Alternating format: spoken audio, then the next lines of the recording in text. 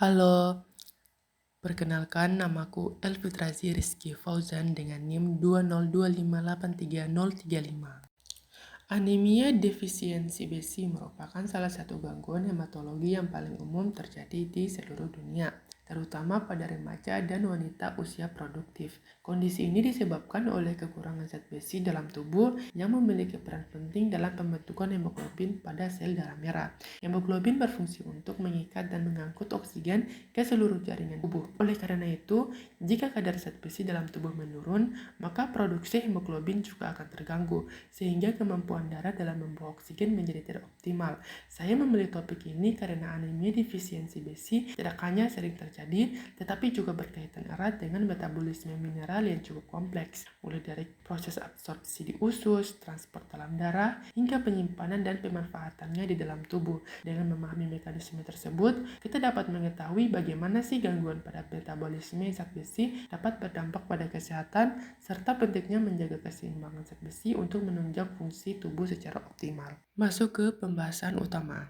Anemia defisiensi besi adalah kondisi ketika tubuh kekurangan zat besi sehingga produksi hemoglobin menurun. Hal ini menyebabkan sel darah merah tidak mampu mengangkut oksigen secara optimal.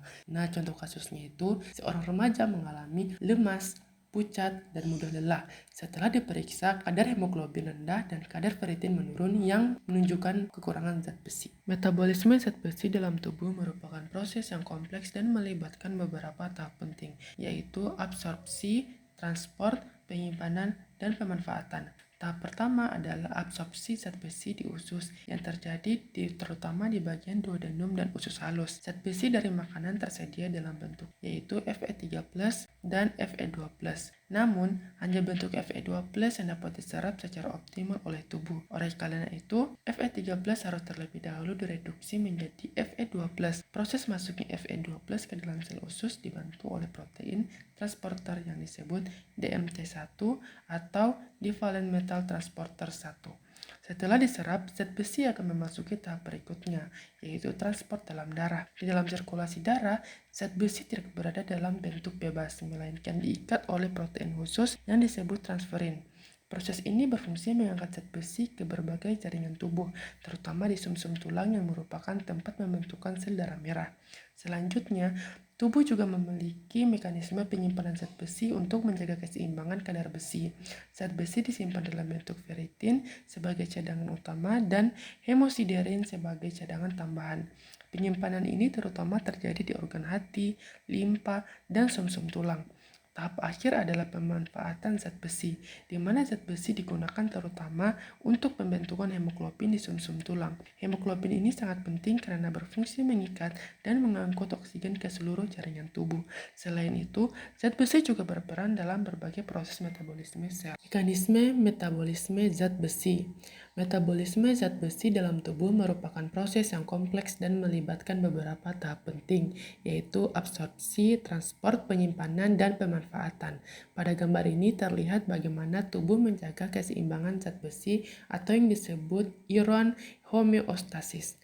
Zat besi diserap di usus, kemudian diedarkan ke seluruh tubuh, digunakan di sumsum tulang untuk membentuk sel darah merah, serta disimpan di hati dan didaur ulang oleh limpa. Tahap pertama adalah absorpsi zat besi di usus halus, terutama di duodenum. Zat besi dari makanan tersedia dalam bentuk Fe3+ dan Fe2+, namun hanya Fe2+ yang dapat diserap dengan baik. Pada gambar ini terlihat bahwa zat besi masuk ke dalam sel usus melalui protein DMT1. Setelah itu, zat besi dapat disimpan sementara sebagai ferritin atau dikeluarkan dalam bentuk darah melalui ferroportin, lalu diikat oleh transferin untuk diedarkan ke seluruh tubuh.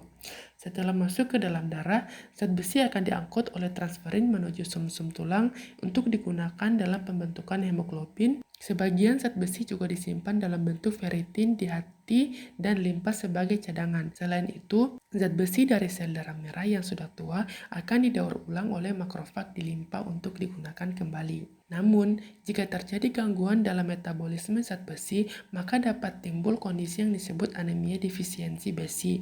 Kondisi ini dapat terjadi akibat kurangnya asupan zat besi, gangguan penyerapan di usus, atau kehilangan darah yang berlebihan. Akibat dari kekurangan zat besi, cadangan besi dalam tubuh, terutama ferritin, akan menurun. Hal ini menyebabkan terganggunya produksi hemoglobin. Pada gambar ini, terlihat perbedaan antara sel darah merah normal dan pada anemia defisiensi besi. Sel darah merah pada kondisi ini menjadi lebih kecil dan disebut mikrositik dan tampak lebih pucat yang disebut hipokromik.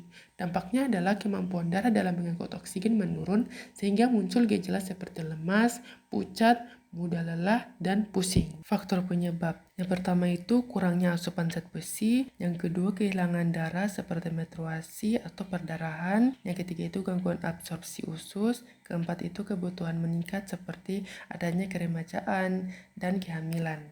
Tata laksana yang bisa diberikan adalah dengan mengatasi penyebab utama serta mengembalikan kadar zat besi dalam tubuh menjadi normal. Penanganan utama yang dilakukan dengan suplementasi zat besi, biasanya dalam bentuk tablet besi oral seperti ferrous sulfat.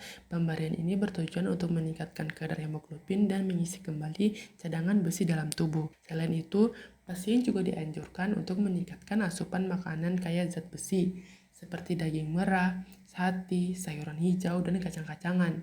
Penyerapan zat besi dapat ditingkatkan dengan konsumsi vitamin C dan sebaiknya dihindari bersama teh atau kopi karena dapat menghambat absorpsi. Jika anemia disebabkan oleh kondisi tertentu seperti perdarahan atau gangguan penyerapan, maka penyebab tersebut harus ditangani terlebih dahulu. Pada kasus yang lebih berat dapat dilakukan pemberian zat besi secara intravena atau bahkan transfusi darah jika kadar hemoglobin sangat rendah. Penanganan yang tepat anemia defisiensi besi umumnya dapat diperbaiki dan fungsi tubuh dapat kembali dengan normal. Anemia defisiensi besi merupakan kondisi yang terjadi akibat ketidakseimbangan antara kebutuhan dan ketersediaan zat besi dalam tubuh, yang berujung pada terganggunya sintesis hemoglobin dan penurunan kapasitas darah dalam mengangkut oksigen. Proses metabolisme zat besi yang meliputi absorpsi di usus, transportasi melalui protein pengikat, serta penyimpanan dalam bentuk ferritin dan hemosiderin, memiliki peran yang sangat penting untuk menjaga homeostasi zat besi. Gangguan pada salah satu tahapan tersebut, baik karena asupan yang kurang, peningkatan kebutuhan, maupun kehilangan zat besi, dapat menyebabkan terjadinya anemia defisiensi besi. Dampaknya tidak hanya menimbulkan gejala seperti lemah, pucat, dan mudah lelah, juga dapat mengaruhi fungsi kognitif, daya tahan tubuh, serta produktivitas individu. Dengan demikian, pemahaman mengenai mekanisme terjadinya anemia defisiensi besi menjadi sangat penting dalam upaya pencegahan dan pelaksanaan upaya tersebut dapat dilakukan melalui pemenuhan asupan zat besi yang kuat, peningkatan penyerapan zat besi, serta deteksi dan penanganan diri terhadap faktor risiko yang ada.